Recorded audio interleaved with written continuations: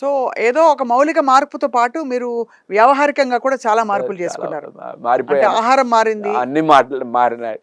Nature చాలా గొప్పదమ్మా. అసలు నేచర్కి చాలా గురించి చాలా తెలియదు.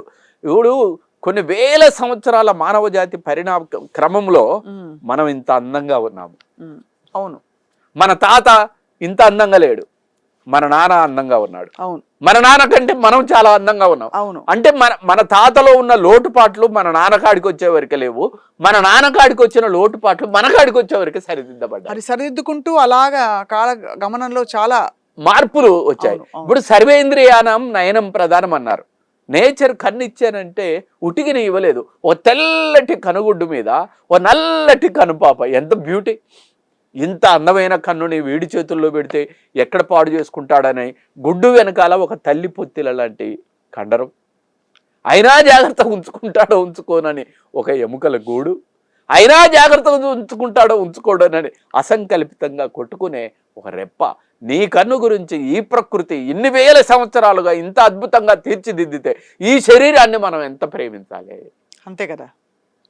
అది అది ఆ విషయం అనుభవపూర్వకంగా తెలుసుకుంటేనండి జీవితం అసలు అంతే చేసిందా? సంపూర్ణం. ఇక్కడ కన్నిచ్చింది, అక్కడ అందమైన పూల తోటని ఇచ్చింది. అవును. ఇక్కడ కన్నిచ్చి అక్కడ పూల తోట ఇవ్వకుంటే ఉపయోగం లేదు. అవును కదా. ఇక్కడ కన్నిచ్చింది, అక్కడ పూల తోట ఇచ్చింది. ఇక్కడ చెవులు ఇచ్చింది, అక్కడ సప్తస్వరాలు ఇచ్చింది. ఇక్కడ ముక్కిచ్చింది, అక్కడ సువాసన ఇచ్చింది. ఇక్కడ ఆకలి ఇచ్చింది, అక్కడ పండ్లు ఇచ్చింది. నువ్వు వదిలిన పిచ్చిగాలి, మృతగాలిని తను తీల్చుకొని తను అమృతమైన గాలిని, ఆక్సిజన్ లాంటిది మనకివ్వటం వల్ల మనం ఆరోగ్యంగా బతుకుతున్నాం. ఈ లింక్ తెగిపోతుంది ఈరోజు. నా బాధ అది. అదే ఏం చేయాలి లింక్ తెగకుండా ఉండాలంటే? ఈ లింక్ తెగకుండా ఉండాలంటే ఇప్పుడు మీరు బాటిల్లో నీళ్లు తాగారు. అవును. ఈ బాటిల్లో ఈ ప్లాస్టిక్ బాటిల్, ఈ బాటిల్లో వచ్చాయి మినరల్ వాటర్ అని మనం నమ్మిస్తూ ఉంటాం. కానీ ఇది మినరల్ వాటర్ కాదు, డీమినరల్ వాటర్. అవును.